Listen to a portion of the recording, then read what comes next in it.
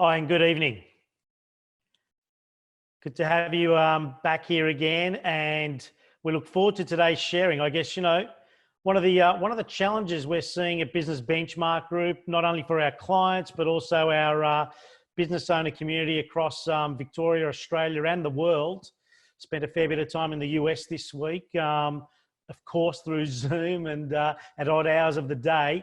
One of the common challenges we're seeing right now, there's two big challenges we're seeing as it relates to running our businesses right now. One of them is definitely the lack of, sales and or opportunities to sell, and that, in my opinion, is more of a desired activity, planned activity, committed, intensity-driven activity than anything else. There's more than enough business to be had out there as it relates to new sales, current sales being extended than ever before. Nothing is truer, nothing is more real, nothing is more relevant than there is so much opportunity out there. It's just your plan and how you go about that. So that is definitely a big problem in the world as we're going through the COVID-19 period. The second, and almost as relevant and as high in the anxiety and stress issue that we are seeing for business owners right now, is the management of people, the performance of our people, the decisions around our people.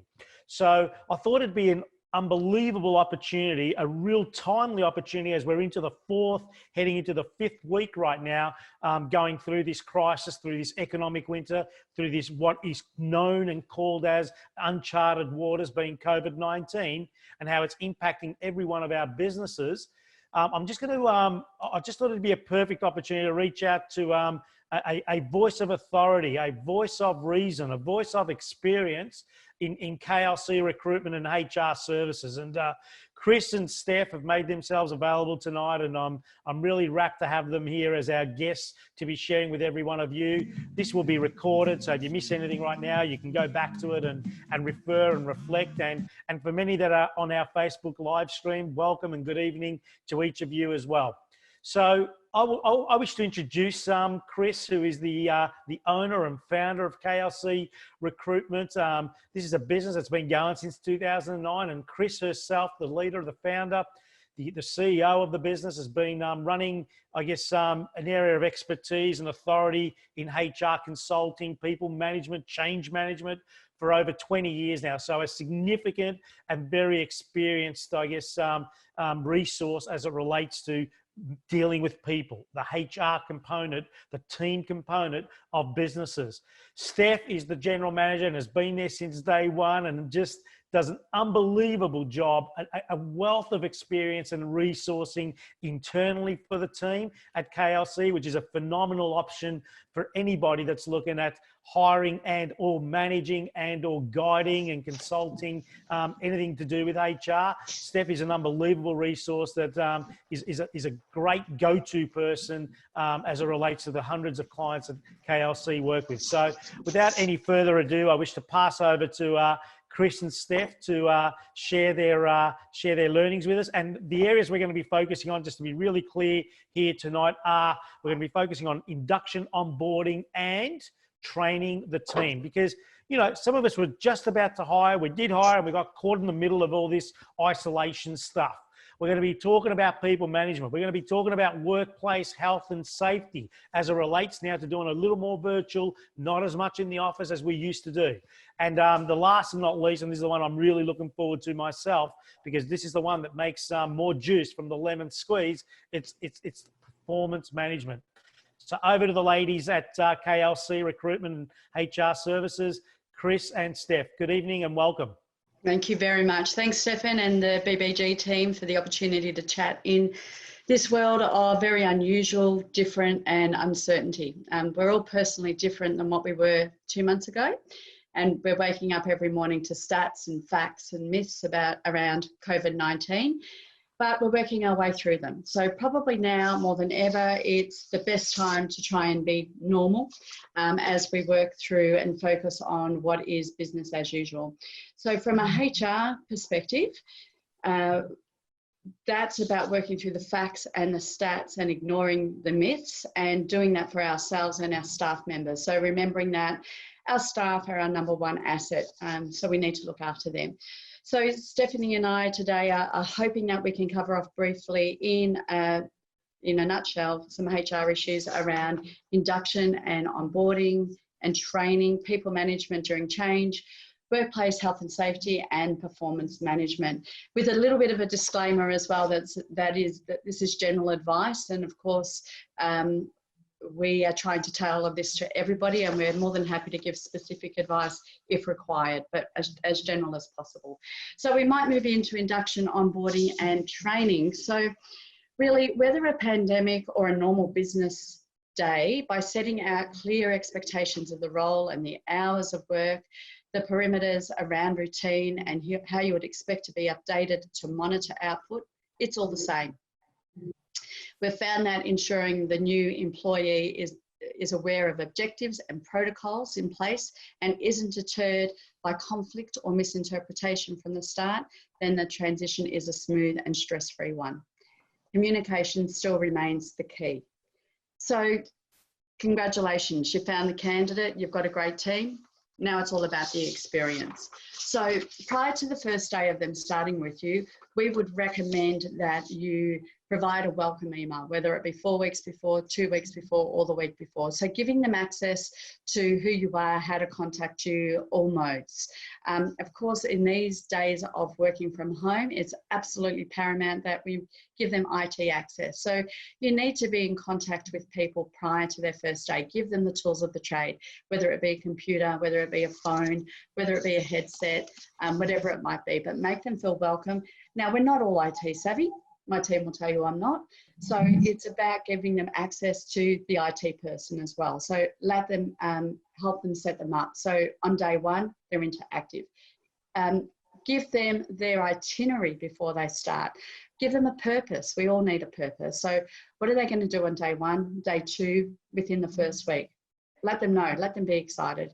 Let them have a read of all your employee handbooks and policies before they get there. So they know what they're signing up for. There's also some work pro that you should get them to do before they start, especially when they're working from home, from an occupational health and safety. So get them to do some online onboarding as well.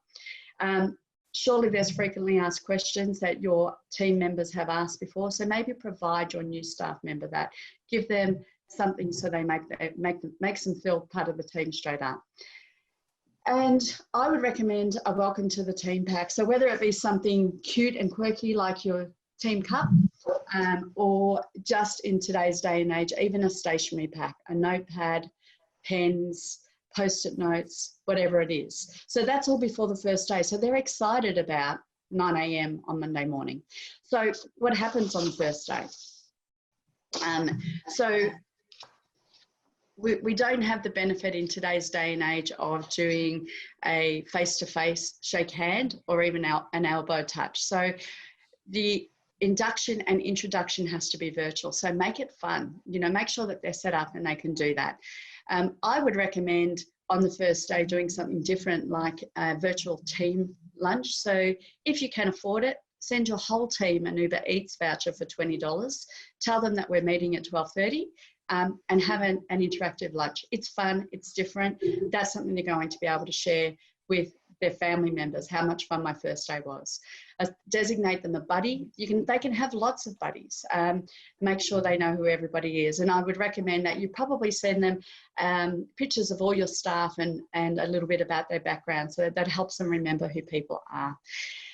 Ensure that you have a one-on-one meeting with that person on their first day, because you're wanting to establish KPIs and let them understand what their purpose is. Why are they here? What are we hoping that you can achieve? Structure their training plan, know when they're going to be doing that, and give them access on the intranet, if that's what you use, to the user manual. So they can feel a little bit self-sufficient, that they don't have to be asking dumb questions all the time. I think that's really important. Beyond the first day, it's much the same. Keep up your meetings with management, keep up those team meetings. If you have a bigger organisation, ensure that your new person meets the HR manager, the ops manager, the finance manager, the office, everybody in the team. If you have a smaller team, hopefully by the first week they've spent one-on-one time in a virtual environment meeting all of those. Really important that we set some clear deliverables and KPIs. Again, if they're not sure what they're doing every day, how will they know whether they've done it? So very important that we do that. And some diary check-ins as well. Just spontaneous one. How are you going? What can I help you with? You know, just make them feel loved. I think that's really important. And then, of course, beyond that is ongoing training. And this is for your current staff and your new staff. So give them a voice. They've got some idle time. They want to learn. Ask them what they want to learn. There's a lot of online courses, there's diploma courses, there's certificate courses. Now might be the good time to do a correspondence MBA. We've all got a lot of time to do that. Potentially set up mentoring programs and use your own contacts for people to touch base and have a strength outside of your business. You also may have strengths inside your business. So training comes in all different shapes and sizes. I know that my team have put their hand up and they would like some more virtual lunchtime sessions. So that doesn't have to be run by Stephanie and I, it can be run by them. So give them a purpose again and make it fun. So I think while we have some quiet time, let's do some training because we will reap the long-term benefits. Okay, so I think I'll hand over to Stephanie just to talk about people management during change. Thanks, Chris. So as Stefan alluded to, the people management side of what we're going through right now is something that we need to be really aware of and make sure we're doing a really good job. So there are a couple of key elements when it comes to people management, and I'm sure depending on the size of your business and the number of employees you've got, you'll either feel like you're being able to do this really well, or this is an area right now that they're needing a lot of your time and attention, and you're probably thinking you're doing more of this than you ever have, and is it overkill?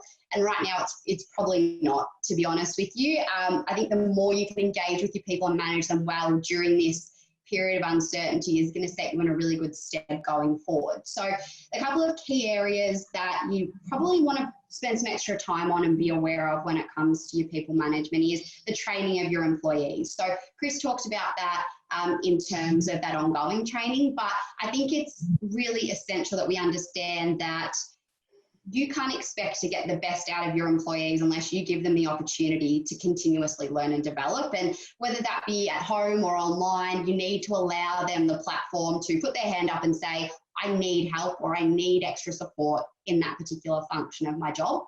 And that then links into being able to motivate your employees. So this comes from sort of a two-prong, I suppose. You need to give them really clear tasks, really key objectives, clear key objectives that they have to achieve.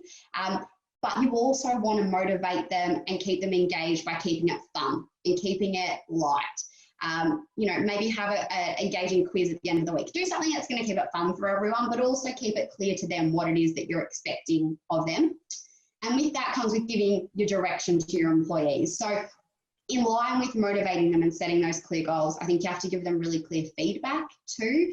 We can't expect our employees, whether it's during a time of crisis or uncertainty or otherwise, to know what we're thinking. They can't see inside our mind. And as a manager, you need to make sure that you're being as upfront and honest as you can, and that you're taking their feedback on board and not just giving it the brush off, but actually taking that into consideration when you're making decisions. And then hopefully if you are able to do all of those things, you'll naturally see that you'll start to grow the workplace productivity, but you'll start to feel like you're developing your skills as a manager more. So I think if you think you're doing the best you can, think about adding 1% more to that and see if you can try and do that every day or every week and see what that end result looks like at the end of a week. When it comes to people management during COVID-19, it's a really hard task and it can be quite taxing on you as a manager too. So I think it's okay to admit that and it's okay to be comfortable with that, but to know that you don't have to be all things to all people as long as you're giving it your best shot. There's really 3 key essentials for me. So yes, there's 8 key skills to people management, but I think if you can really excel in your active listening, so take feedback, listen to the gripes of your employees and really work out situations with them. I know for us, we were having meetings at 9 a.m. via Zoom, and then we were having our 12 o'clock phone hookup, and the team just wanted more visual interaction with us, whereas Chris and I thought, no, clearly that's enough of us, but the team wanted more. So sometimes taking that feedback back on board and listening to what they're saying is really important. Clear communication. I've noticed for us that there are some employees that really come to you and they can communicate clearly with you, but there are others that don't know how to do that as well. So you have to really put the time and effort into them and give them the platform to start to hone their own skills and how they communicate with you. But if you're not clear in what you're doing and how you're communicating to them, it's going to really create quite a bit of a mess when it comes to how you manage them through this process. So keep it simple and make sure you're giving them all the opportunities that you can. And then organisation. So routine, structure and predictability. And I think that's probably similar to some of the things Craig was talking about last week when it came to exercise. It's no different when you're managing people. If you decide that you're going to commit to a 9 a.m. meeting every day, be at the 9 a.m. meeting every day. Don't be taking a phone call halfway through a meeting if you know your team needs you. So create a routine and structure and give them that support, and it also gives them comfort.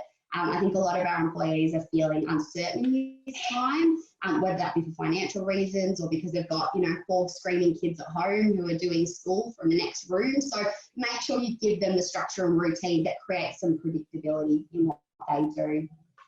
So Steph, we're starting to get some questions coming through, and we encourage you to send your questions through, guys and girls, on the sharing now. And again, so one of the questions that has come through is, and it probably relates to the earlier part, is this a good time to be hiring? Is this a good time to be hiring? I mean, I know you guys have heard my views on this, but I'll throw this back to you. I mean, you are a go-to organisation for hiring 365 days of the year. But is this a good time to be hiring? Chris, let me ask you that question.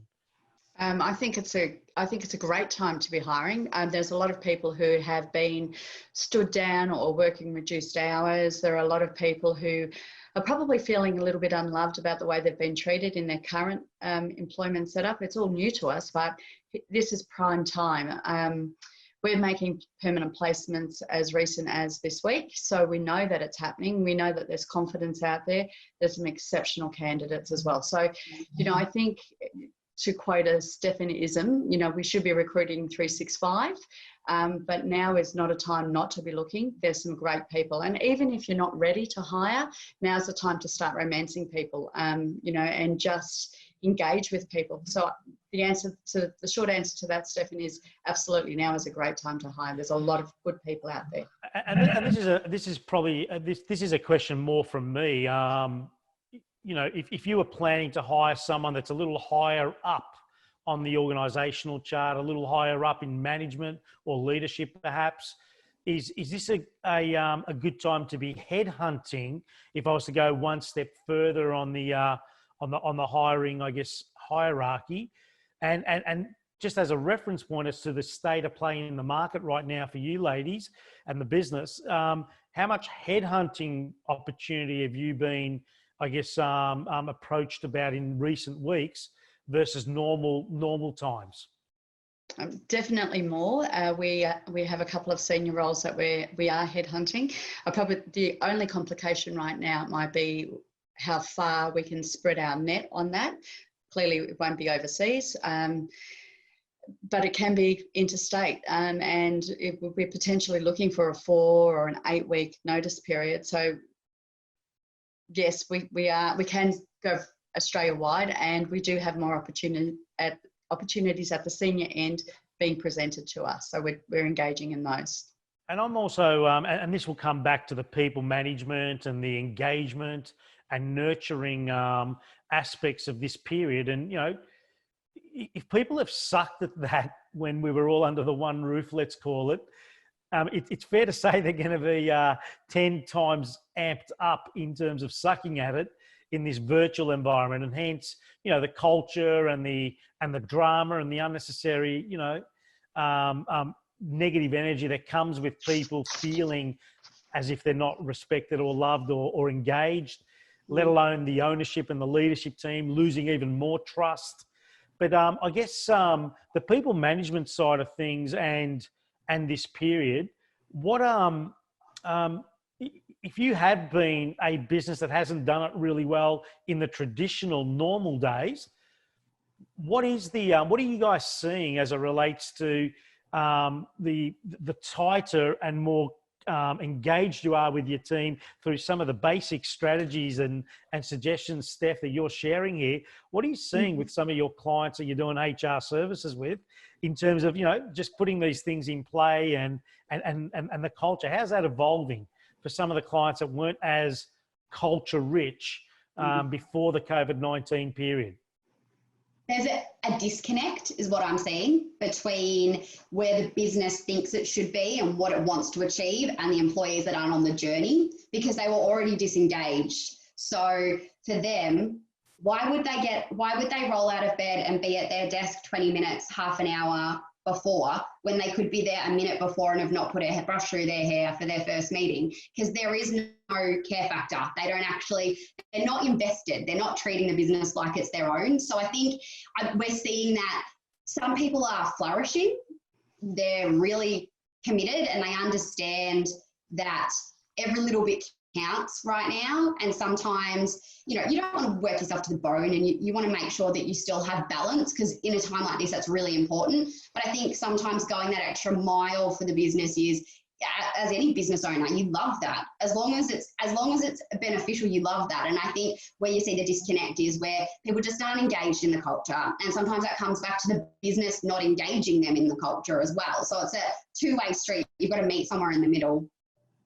And I'm a firm believer that the culture you run or you grow through peace times, when things are sort of normal and it's peace, versus the culture in war and crisis and challenges we are right now, are two very different things. And I feel most business owners, leaders, and the leadership teams, doesn't matter how big your business is, you can have a 5-person team and have a leadership team, if you know what I mean. So I feel the opportunity right now for leadership, for ownership, and the ability to build and raise the bar, raise the standard as it relates to culture during a war, which is very different to culture during peace. What an opportunity. And I love what you're sharing here with those reference points in your people management part. And I'm looking forward to the performance management piece that you're sharing in a couple of moments, because in fairness, if we can all do a little bit more, a little longer, a little every other day, then what happens is an unbelievable business being created. And, if we can do that in tougher times, imagine what we can do when we get back to peace times, out of the war, out of the challenge, out of the crisis. So I love where you guys are going with this. And let's keep on going. And again, guys, please feel free to be sharing your questions and answers. We'll be reading them through as we go. And doing a great job, Steph and Chris. Let's continue the sharing. So I think we've really touched on what I was going to talk about next, which was more about change management and managing that with your staff. So I won't spend too much time on it, but I think it's important to note that if you're really uncertain on how to manage your people during this, think of it as a change management piece. So think about what would be the basics you'd do during change management, because this is change. It's uncertain, but it's still change. So Stefan, you touched on addressing culture, for example, and I think that's important. That's one of the key things I would talk about. Think about what your culture was like, what it's like now, and maybe engage with your team to try and work out where some of those disconnects are and how you can improve in that culture, because your team will have great ideas. And by being a more engaging manager, you're empowering them. They're having ownership, like you said, Stefan, and then they're feeling like they're part of this thing. They're feeling more invested. And therefore, I think that opens up those communication barriers that might exist. So I think with change management, for me, it's almost all interlinking.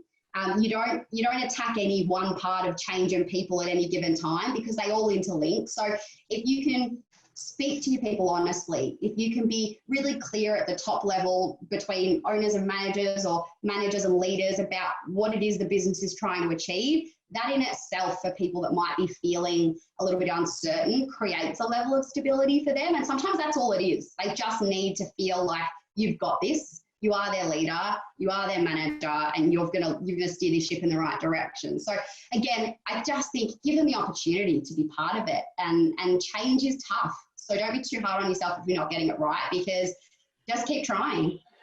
And on that, Steph, I guess, there's been businesses that have certainly reduced, they've got reduced workloads and reduced revenue opportunities, work in advance, projects and just deliveries. So whatever industry you're in, there's plenty of business that we know are certainly down on their revenue targets. And with that, they certainly are carrying what I would call a chubby workforce, a slightly chubbier, fatter, a little bit of excess, whichever way you want to go. It's a payroll commitment because they're trying to be, they're trying to be the knight in shining armor. And as you guys would know, and I'm here to just share it again, you be the knight in shining armor and your house gets lost in the process. That is a dumb tax decision. So that whole thing about honesty, transparency, making sure your team know you've got their back.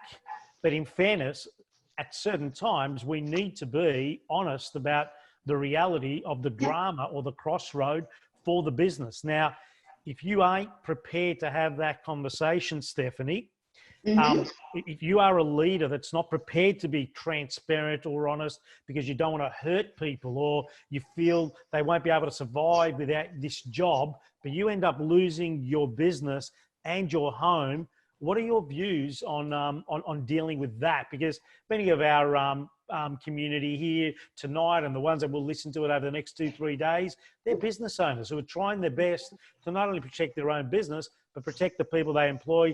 But this is no time to be friends, I'm thinking. But tell me what your views are and what you're seeing in the marketplace in your HR services side of things for this.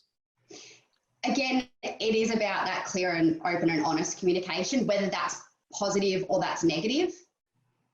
So it might be that there may be a downturn coming in business, or you are looking at having to reduce hours or split shifts or whatever it might be, depending on the environment and the industry that you're in. But I think you need to have those conversations as soon as that becomes your reality or your potential reality, because pulling the wool over your eyes and hoping it will go away, or going, oh, but I know that they've just taken out, they've just got a second house, or they've just bought a new car, or unfortunately, that's not going to help you and your business. So it's actually about how you have those conversations. And I know for us, the very first couple of days we were working from home, I spoke to every one of the KLC staff individually to say, look, we're in a good position now, but we're taking this day by day, week by week. We don't know what this looks like and how this might impact our business. And then this week, I've had more conversations with them to say, we're still fortunate. This is the position we're in. However, where I see our challenges are going to be X, Y, Z. So we now need to look at that and how do we get a strategy for that? So they know what the challenges are that the business is going to be facing. I'm not hiding that, because at the end of the day, they're part of the solution in my eyes. So they can either come and help and be part of the journey, or if there's someone that we do have to let go and they're not part of that journey, that's actually going to make my decision a lot easier. And that might sound harsh, but I'm going to take the people on the journey that have supported us through it versus those that haven't. And in saying that, it may sound harsh on several levels, and Chris, I'll get you to chime in on this one. It might sound harsh as the leadership or the leaders in the business, but unless you make those harder decisions, you don't give anyone a chance to come back when we cross this bridge. And if you try and take everyone over the bridge and the bridge is collapsing, everyone dies. Yep. Everyone dies, including the business. And I think that's just a part of leadership and honesty as you're sharing through these changing times that is totally needed. Chris, what are your views on that? I'd like to say to the KLC staff that are watching right now that none of them are at risk. So let me just say that out loud. Number one, I think really important to know that COVID-19 is not the time to cut corners. And I'm going to probably talk about something that Steph will later, but the HR processes, the rules and the regulations are there for a reason. This is not the time to say, well, I never liked that person, let's get rid of them. If they're not performing, there's a process that needs to be followed. Fair Work Act are going to be all over every employer in 9 months' time. I can guarantee there's already feelers out there that are saying we're going to accept everything. Fair Work accepts everything anyway. whether it be a claim or not a claim. So be really careful. I think that we're really fortunate that the government has thrown so much towards keeping the economy afloat. And there are so many opportunities out there with JobKeeper and JobSeeker, and so this is about keeping people employed, getting them to commit. Understandably, some workplaces workflow will reduce, but there are things that we can do to compensate for that. It's about, as Stephanie said, engaging the good people, making sure they come along for the journey, understand why. They invest in you and you treat them well and we communicate well. At the end of all of this, there's a job for all of them. We need people who are not passengers. We need people who can move with us, to be thinking, who can pivot quickly, have an idea and run with it, be solution makers. That's I think what we need. Yeah, brilliant. So we're co-hosting this webinar, Business Benchmark Group and KLC Recruitment and HR Services, and we have the CEO and founder, Chris Sacco, with us, and Stephanie Berry, the general manager, and we're just about to discuss or further discuss change management and move into performance management. So over to you, Stephanie. Thank you. Might just really, really quickly, I don't know if it's of interest to anyone, but just be aware there's been a couple of changes. If we talk about change management with COVID-19, Stefan, you touched on this, which was changes in hours and operations, and there is flexibility now. The Fair Work Commission has allowed some flexibility. So if that's something you're considering, there are now some guidelines around how you can do that. So that might be something you need to look at before you look at standing down employees or having those tough conversations. But again, that's on an individual level for each business. So make sure you have a look through that. The other thing that might be of interest to people in terms of changes is that under 99 of the 122 awards, you can access pandemic leave now. So your employees can access 2 weeks of unpaid pandemic leave. There are some caveats around that. One of those, and the main one, being that needs to be under the advice of a medical professional or because they've been told to self-isolate by the government. And they need to be able to provide proof on that if you ask for it. But just be aware that if they have been told that there is 2 weeks of unpaid leave, that's full-time, part-time and casual employees as well. So everyone gets that. And just so everyone's aware, again, some of the awards, and can go into further detail off this forum if you want to know what those awards are, you're actually able to access your annual leave at half pay. So if someone has 5 weeks of annual leave, they can actually take that at half pay over a 10-week period, which allows businesses flexibility if they are reducing people's hours. If you were reducing someone's hours down to, say, 4 days a week and they normally worked 5, they might choose to take it as 4 days, and then that 5th day they might take it as half pay, half annual leave for that day, because it then extends the period in which they can utilise that annual leave. And as a business, if you're in a position where you think, I can't, paying a whole day annual leave when we're trying to reduce, the cost to the business, this is something that you can come to agreement on with your employees too. It might be just a small way if you've got a few employees of reducing that extra day and making sure that you can manage that too. Okay. That's all from me. Okay, Stefan, I know you want to jump to performance management and you're really excited, but unfortunately I have to talk about work health and safety, which is probably in these days. Hey, I'm very much excited about work health and safety. Well, we all should be excited about it. I didn't sleep last night waiting for this one.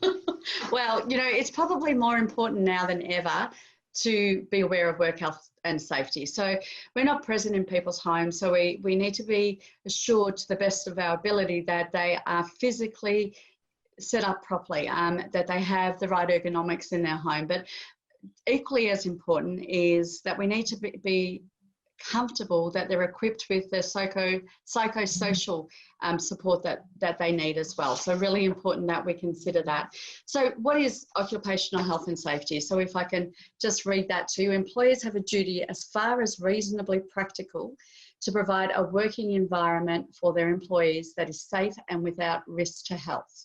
So before, in an ideal world, before we allow people to work from home, we need to have two things. One is a working from home policy, and the other one is a working from home checklist. And that should be signed, agreed by both parties prior to them working from home. WorkSafe would allow the fact that we all as employers responded very quickly to the COVID-19 work from home situation. So they will let that slide right now if we haven't got a policy and we didn't have a checklist ticked off. So because they will deem that we got our employees home so they were safe and without risk to health. So that was the number one thing, that's paramount. So what I would suggest to you is if you haven't got all of your staff members to sign a policy and to complete a checklist, that you make that happen. So on that checklist will be things like the ergonomics, the lighting, the internet. We should get photos of what they're sitting on, what the environment is. You know, are there slips, trips? What are the hazards that we need to see? What can we do to make that better? You know, it might be that staff have to come in and get their chairs, their ergonomic chairs, so they can sit on that as well. So this is going to avoid the longer term WorkSafe issues that we may have, which we all want to avoid as well. So in, again, a normal world, which this is probably our norm now, whenever we make change to employment conditions, there must be consultation. So we need to consult our staff when we decide to change their workplace. There certainly is a clause in most people's contracts, and if there isn't, there should be. So that protects us from a contract point of view, but there should be consultation. So there could be, we could be introducing additional risks by sending people home to work. So some of those risks may be things like they're subjected to domestic violence, so we're sending them straight into the coalface. It might be that their house is being renovated, they don't have a roof, they don't have walls, they may not have internet, so it may not be conducive. There may be 15 people they live with all working from home. They may be renting, so it may not be perfect. And we may have staff that just have a natural depression and loneliness. So living, working, not leaving the four walls is not going to help their state of mind. So it's also probably a good idea, if we haven't done that, is to consult with each staff member to make sure that they are comfortable to work from home. It's not too late to allow them to go back into the office, assuming that they are fit and healthy and that they feel good, and that your office setup is big enough that we're respecting social distancing and cleanliness. We make sure that we keep that nice and healthy. So it might be that it's one person or two people in a workplace. So now's the time that we consult. Really important that we do that. I talked earlier about the facts, the stats and the myths. I think it's really important that we continue to educate ourselves as employers. And if we haven't, I would really encourage you to download on your smartphone the Australian Government COVID-19 app. That is updated every single day with, you know, how many new cases, where they are, the demographics, what are the news, what are the new policies that have been passed, what are being tried. So that is there, it's on your phone, you can be up to date and get rid of the myths. Let's not deal with the myths, let's just work with the facts. And that's really important. And the other part of the advice that I'd like to recommend is to jump on the Department of Human Services. That's updated as well daily. And this is where we're going to get our facts about how we can be the best managers that we can in this environment. I think that's what I want to say. So the other thing that is equally as important as, you know, as far as the slips and the trips and the paper cuts, sure, they're all real, but it's the other stuff, the mental health stuff that we can't see. So we as managers, unqualified, need to be looking to the best of our ability. So how do we do that if we're not skilled? I would suggest as managers that the next Zoom or interaction that you have with your staff member, you look for some signs. We look for some non-verbal indicators. So, you know, are the men in your team shaving if they used to shave? You know, is the room dark that they're calling in from? If the women used to wear makeup, are they still wearing makeup? You know, are they still in their pajamas? Probably not a good sign. You know, it's a work day.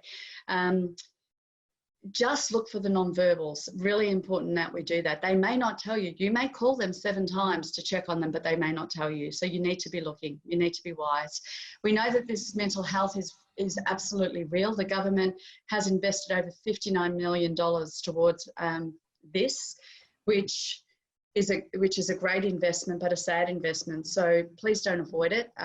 Just be wise. And I would encourage that, if you haven't already, to investigate the use of an EAP, an employee assistance program.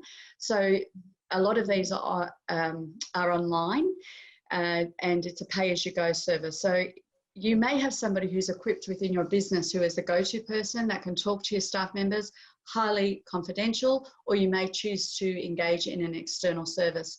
Very important that we engage in the mental health of our people and look after them. Again, our number one asset. If we can't see it, doesn't mean it's not there. We need to be wise to it. I would also then encourage each and every one of us to engage in a self-care plan. I know that we're probably doubling up from Craig last week. Things like the emotional and physical health. Make sure we look after ourselves. You still get out of bed at the same time. Go for a walk around the block. I know that I do. My poor dog walks 3 times a day, and her little legs are just getting shorter and shorter, but we both love it. So it's good for us.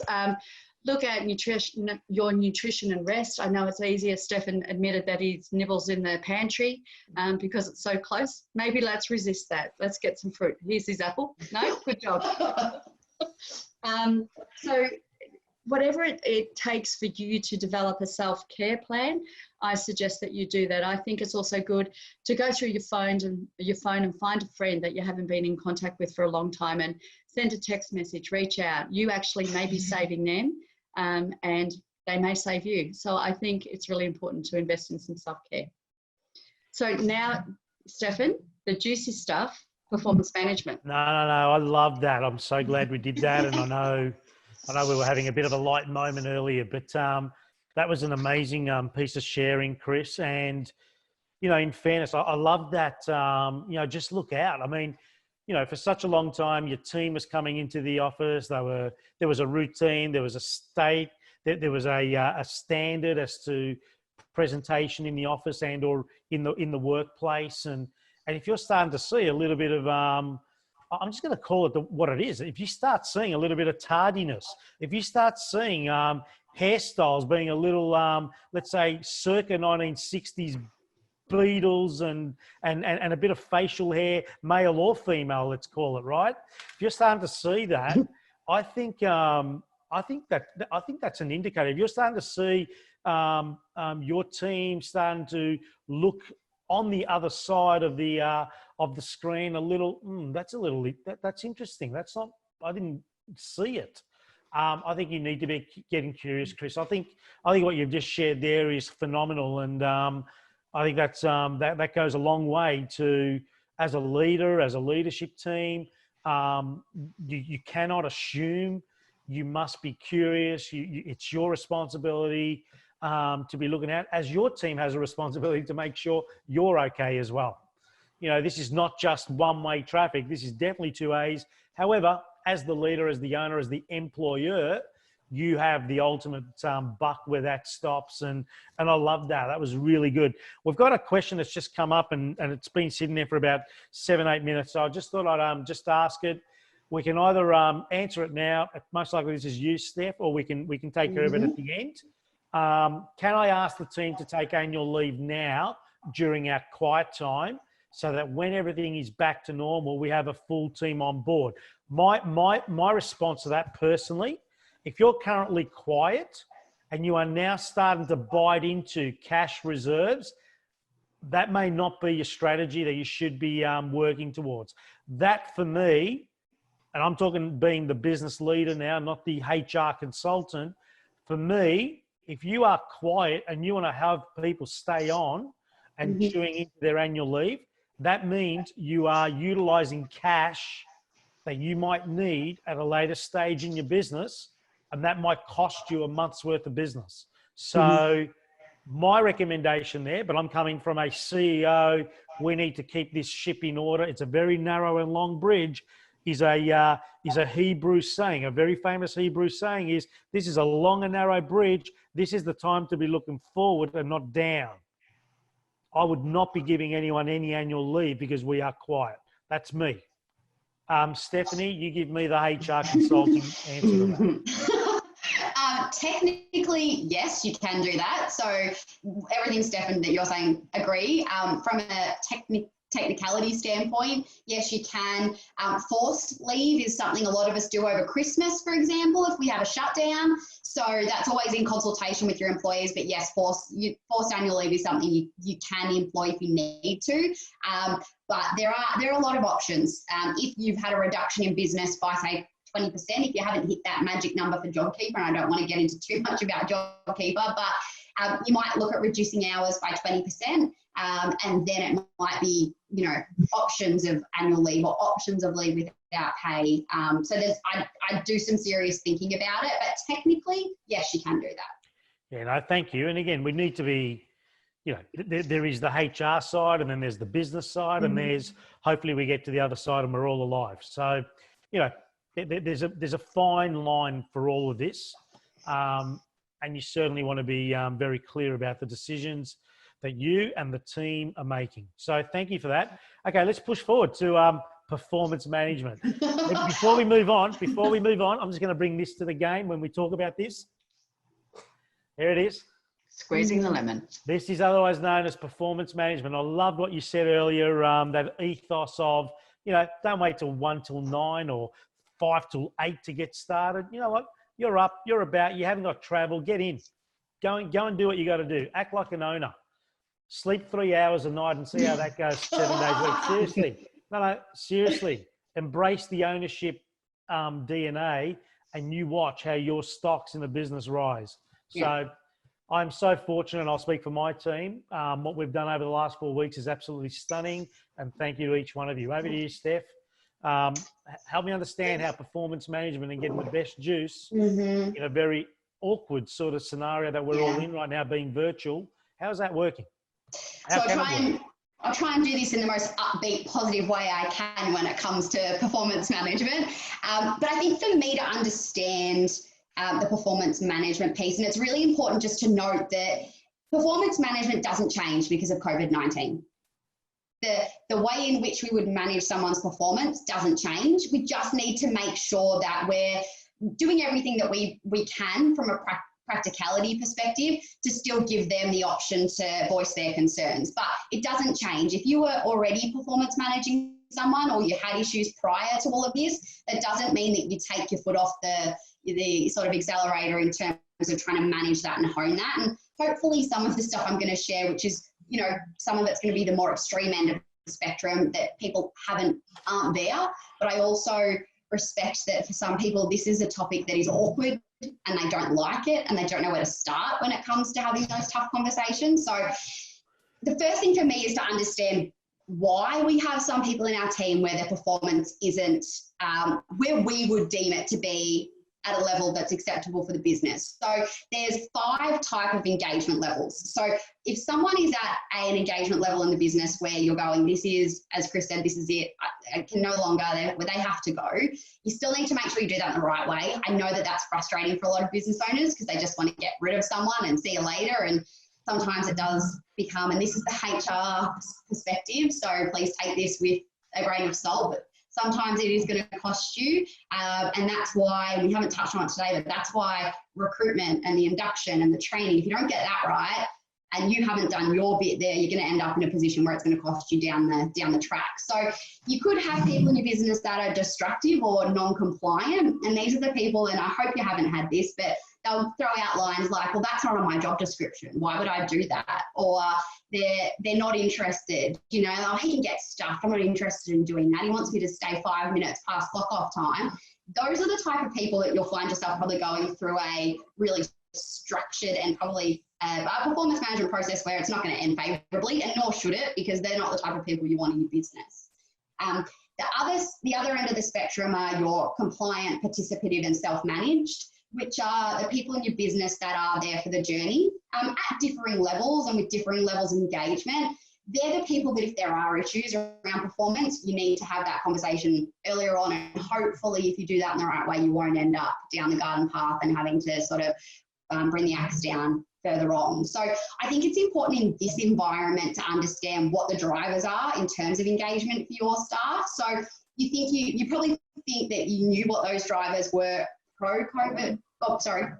prior to COVID-19, but now it might be that those drivers have changed. So they could have been someone that was engaged and driven by money, bonuses, commission, the dollars and the cents. Now it might be flexibility because they've got 2 or 3 kids and they have to homeschool. They've got to do school from the next room and they need to be able to oversee that while doing their job. Or it could be just job security. And so having open communication around, do I still have a job this week? Do I have a job next week? And if you can tell them that, and even just being honest with them, it might give them some level or sense of engagement within the business.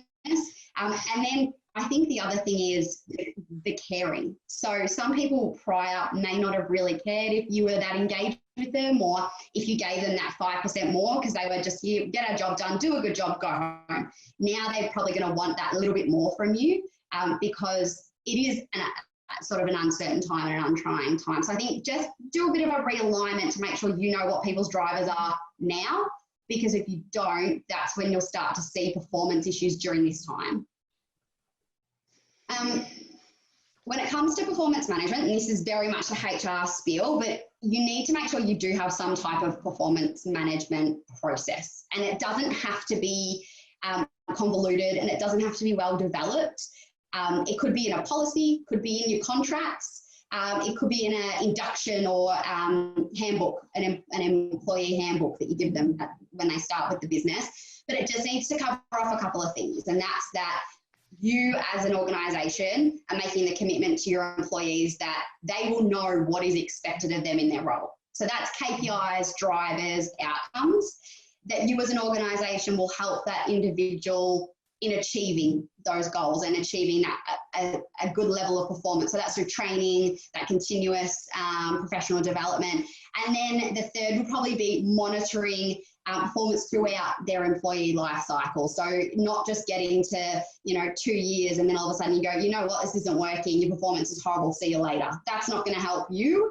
That's going to cost you a lot of money, and it's not going to help the employee either. So making sure you're having regular conversations. So you don't need a convoluted process or policy. You just need to cover off on a couple of key things. And then I suppose that sounds all well and good in theory, but how do you put that into practice? And this is where it gets tricky. And again, depending on, this might look confronting for some people, but depending on where you're at in your performance management process will depend. So hopefully if you've got those employees that are more participative and they're at that lower end of the engagement scale, if there are issues around performance, and they might have been the leading employee and now you've gone to this working from home, working remotely, reduced shift scenario, they're demotivated, there's now issues that are starting to arise with performance. Some of that might also be because they've had it really good. You've been a really good employer and you've had the opportunity to treat them really well, whether that comes from dollars and cents or maybe opportunities or those little extra things that you do. And maybe you're having to tighten the purse strings right now, and that might be, creating some issues for some of your employees. Hopefully those people that are at that lower end of the scale, you can have informal discussions with them, which is that first step in the process. And that will start to mitigate any of those performance issues that had the propensity to maybe explode into something that's going to be more impactful on you in the business. So informal, can I make this little just side note? Informal doesn't mean you don't make notes if you're having conversations with people. One, you need to write everything down. It certainly doesn't mean that you're not writing notes. You just are having more of a relaxed conversation. So that might be in like a one-on-one with someone. You might have a performance meeting or just a touch base with them every month, every 2 months, whatever it might be. That's an informal conversation. Where it gets a bit trickier, and this is usually where we see people ending up in Fair Work because they've dismissed someone and it's not been in the right way, and it can be quite costly to your business, is when we don't have the formal discussions and we don't have them properly. So we've all heard of warnings, first, second or third, or just a first and second, and that is very much a performance management process. So a lot of you have probably done that before. It's the way in which we do that, and there has been some changes in the last little bit in terms of the focus on the last couple of years of what the conversations are you're having that are part of that formal counselling or formal warning process. So if you were to be having a formal conversation with an employee, and let's say it's a first warning, Make sure you enable them to bring a support person along with them. So they have someone there, they can take notes for them. They're not able to actually engage in the conversation, but they're there as their support person. Just because they might be working remotely, it doesn't mean that we can't still do that. It might be they might call in over the phone on a phone hookup. It might be that you invite them to the Zoom. They might invite their husband or wife who's working in the next room and they can come and sit in with them. Normally, if we were doing this in the office, it would probably be another employee that they'd ask to be their support person. So we just need to be comfortable and know that it's okay if that support person is someone from home. When you're having that conversation with someone, you need to be really clear on why you're having that conversation. So what are the facts? What's the business's stance on their performance and why have we got to this point? Give them the opportunity to respond. If you don't give the employee an opportunity to respond and you already have a preconceived outcome, you're going to find yourself potentially in trouble. So, and again, the idea of this is that you want their performance to improve. So you want to give them the opportunity to say, well, yeah, I do take all of that on board. Are you able to help me out in areas A, B, C? I'm not understanding it, or I'm lacking, or I just need some extra support. I'm feeling isolated at home, so I'm really sorry. I've let that really drag my performance down. Am I able to have, a video hookup for half an hour with that buddy in the office that I have, and we can just talk for half an hour? So again, we need to be probably a little bit more flexible in this time than we would normally be, but you still have to give them the opportunity to respond. And then I think, and this is the hardest part, and this is where a lot of people fall down, as a business, you need to be very clear about the action you're taking and what the outcome will be if their person's performance doesn't improve. So Stefan, you spoke before about not being scared to have those tough conversations or say, guys, maybe the business is not doing so well. This is no different. You need to be able to say, if your performance doesn't improve, this may result in us terminating your employment. You have to be really clear about what that means. And that's not to scare the employee. That's not to shock them. That's not to be a horrible person. That's because if you don't actually tell them what the outcome of this is, number one, they may not understand the impacts or the severity. They might just go, oh, well, yeah, okay, that was a conversation. I suppose I should try better. You need to give them the opportunity to actually understand what's going on and why it's so important. And then as a result of that, if it's your first warning, again, we want them to improve. And I'm assuming we want this person to improve. Give them a performance improvement plan. So that might be they need extra external training, internal training. Internal training costs you nothing but the time of the person doing it. So think about what you might already have that you've already created that might be helpful to them. You might already have subscriptions or sign up to online forums that would help, that have free training. You don't have to spend $1 million, but it might be you just have once a week a WIP meeting, a work in progress meeting with that individual because their time management is affecting their performance. So just enable them to work on their performance. If you don't give them the space and time to work on their performance, that's when you're going to have some issues. And people often ask me, how long do I have to do that for? Like, their performance isn't going to improve. How long do I have to do that for? It needs to be seen as a reasonable and fair amount of time. They don't actually tell us what fair and reasonable is. From my perspective, anything less than 6 weeks, and you would have to be really careful. If it was, after 1 week and the person had said, I'm not doing this training, this is a waste of my time, I'm not doing this, then that's a very different conversation. But if they are engaging and trying, then you do need to give them a practical amount of time to actually make those changes. So I suppose you hope that you don't end up in the position where you have to dismiss someone, but if you've followed these steps and you still haven't seen an improvement, then you are very much within your rights to say, Stefan, this isn't working.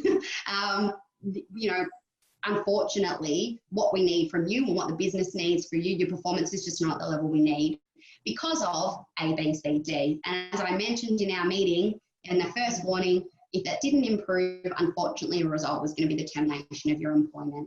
So again, you do have to use some of those words that are quite scary and they're going to impact these people's worlds. There's no way around that. But right now, with COVID-19, performance doesn't change. You still need to follow processes. Give your employees the opportunity. It might kill you a little bit inside because you think this is a dead end. I know where we're going to end up, but you still need to give them that opportunity and be fair to them that they can make some improvements.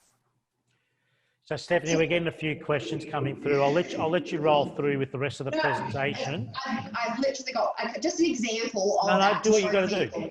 That's cool. I'm just letting you know there's a few questions coming through. I'm just going to wait for you to finish this part of your presentation, and we'll have 5 minutes of Q&A after this.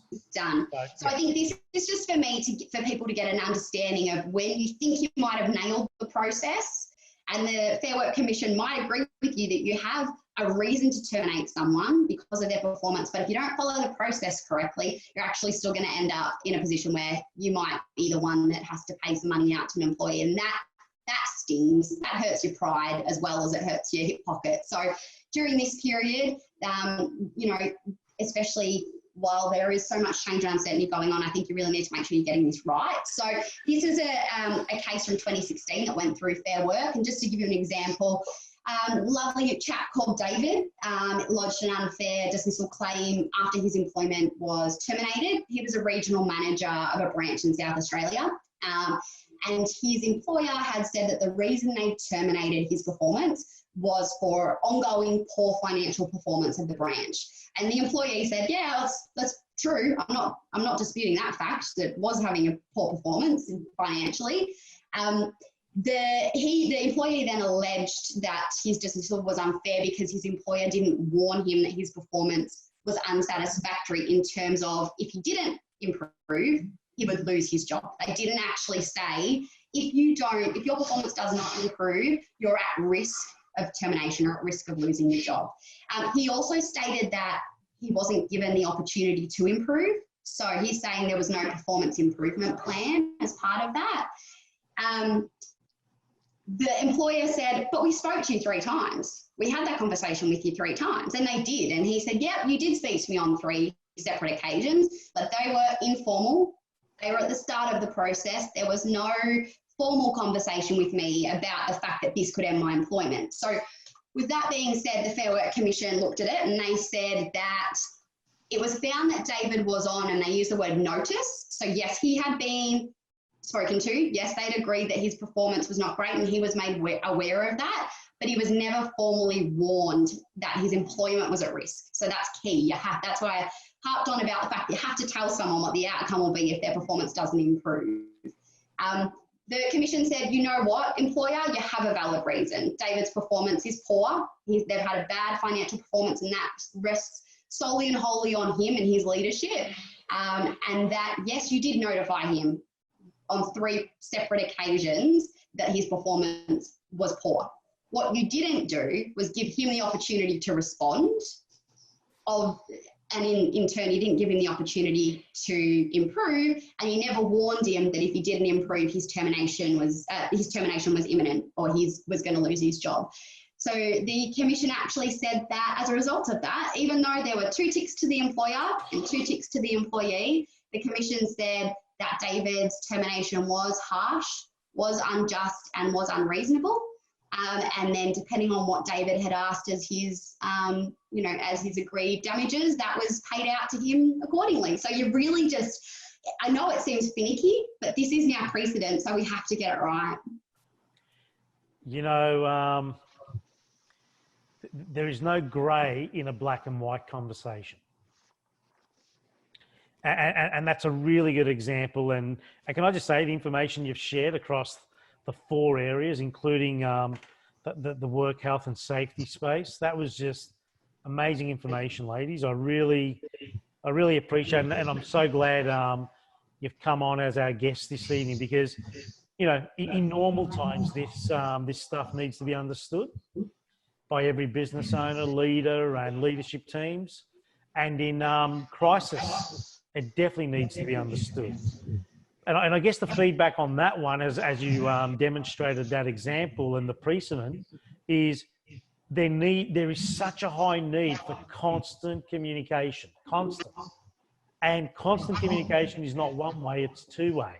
And if you ever wanted to take something to a much more formal position, it's got to be in writing, it's got to be following the rules of the land. And, you know, if you don't have the NADs, otherwise known as the courage to have the hard conversations, then perhaps you shouldn't be in business. Mm-hmm. No different to carrying excess weight right now and being a bit chubby with your current payroll. If you can't sustain it and you can't pay for it and you're hoping for some miracle JobKeeper payment scheme will keep you alive, you need to rethink that strategy. Because if you lose your home in the process, there's no JobKeeper payment scheme coming your way. So I just love that little example that you just shared. We've got a couple of questions here. We're a little bit over time, but we're going to spend the next 2-3 minutes doing our best to answer this. So Uma, if the employee, this is Uma's question, if the employee and the employer actually agree that this is not working or for other reasons agrees to terminate the employment, how should that be handled? Can I answer this one? Go for it, and then we'll correct you if we need to. I'm sure there's an angle You'll that love you will. that. So if the employee and the employer, starting with the employee, actually agree that this is not working or for other reasons agrees to terminate the employment, how should that be handled? Is a blank piece of paper, a pen. Can you put that in writing right now and autograph that? And I'm okay to agree with it. What do you guys think? Absolutely agree. I think that would be utopia if you could come to that agreement. It saves a lot of heartache. Again, goes back to what Stephanie says, everything that you discuss needs to be in writing and agreed to. So you ask them to write that up. No ambiguity in their resignation letter. You accept it, give them a copy, and maybe suggest that they don't work out their notice period, and you win. I think that's the best result. Yeah, look, sometimes these happen and it's not a surprise. And if it's not a surprise, just get on with it and do not say too much. Just put it in writing, finish it off then and there. Thank you for the advice. Great webinar. Really appreciate the effort Business Benchmark Group is doing with this. Do you have any suggestions about how to address the concerns? How do we keep an eye on our team? Do you have any suggestions about how to address the concerns? Some ideas for conversation starters, please. That's a little bit of an ambiguous question, guys. I don't know what part of that question you want us to answer. So, trust has always been an issue for a lot of leaders. Now that we're working in remote and isolated environments, what are some of the tools that you ladies might suggest as it relates to keeping an eye on team or productivity or efficiency? Or I'm starting 1 before 9 and I'm wearing some really faded pajamas with a sick and awful hairstyle. Look, for me, like this might seem very simple, but sometimes simple's not a bad thing. I think you can gauge engagement and trust really easily. So it could be little things like if you're logging on as the leader earlier at, at 7:30, 8 o'clock, maybe send an email to your team saying, today, guys, I want you to, send me a photo when you go out on your walk for the day or something like that and see who responds. Who's going to actually follow through? Who's sending you a photo? Who's acknowledging the email? You don't have to overthink it. Sometimes simple is key. It's a good way to get them outside, keep them healthy, but you're engaging with your employees and you're knowing who's engaging back with you, if that makes sense. So a couple of nights ago, as you girls know, I was working in the US for 3 nights in a row. So it was 10 p.m. to 11 a.m. days. And there was a middle of the day lunch break for them over there. I'm here. It's about 4 o'clock over here, right, in the morning. So what was I doing? I'd go grab a very light sort of bite and come back to the station and I'm pinging emails to my team. No shit, they're responding at 4:30 a.m. That's unbelievable. So I love that idea. That's such a cool idea. And again, don't overthink it was the key word there. And I agree with that, Steph. If you're overthinking, oh shit, they're not up yet, they're not working yet, what's going on? That's just negative energy. You don't expect a response at 7:30 or even 8:05 if their start time is 8:30 or 9 o'clock, let's call it, right? So, choose your battles right now. There's enough anxiety and stress going on. Be open, be transparent. Conversation starters could be as easy as, what did you have for breakfast today? Now that you're not driving into work and taking 15 minutes or 40 minutes or whatever it might be, you can just lighten the load a bit and keep it real and keep it, you have no idea what happened in that person's home the night before. temper your intensity, let's call it. Yeah. Temper with it. You know, there's times to get assertive, there's times to be light, there's times to be human, and this is all challenging for every one of us. So conversation starters are as simple as just being human, you know, being relational. Don't be matey, just be relational. It's business, it's a professional relationship. You know, that's what it is. It's not your personal relationship. What are ways to manage employee performance remotely? Rob, can you scroll that question, please? How do I keep track of what they're working on? Same, either to you. And that's our last question of the night. And we'll wrap it up with a conclusion from me in a moment. But Steph or Chris, what are ways to manage employee performance remotely? How do I keep track of what they're working on? I'm happy to go unless you want to, Chris. We both can, but go for it. I think, again, if you have like clear deliverables on what you expect from that person, it makes it really easy to manage their performance and know what they're doing. So you might just have to rework how you do that. And you're not micromanaging someone, you're just keeping them accountable, I suppose is the right word. So it might be that you utilize something like Microsoft Teams and you have a bit of a checklist of what you achieved today. I know that I call the team at the end of every day and just say, how'd your day go? What did you get through today? Oh, how come we didn't get onto that? Okay, can we make that priority first thing tomorrow? So again, they know that call's coming.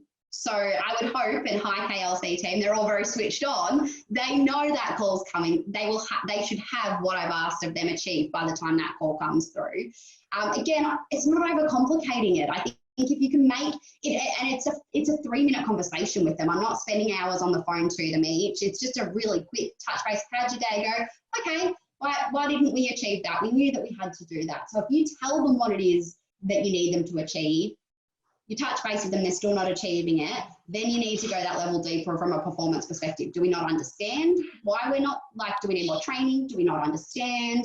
Or have we rolled out of bed, we're in our pajamas, we decided Netflix was a better option today than working, and we're responding to one email, you know, every now and again to make it look like we're working. So you'll figure that out as time goes on.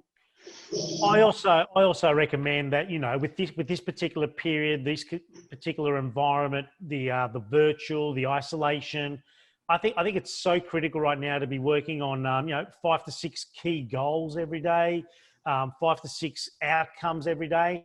And you'll notice I'm using the word goals, not targets.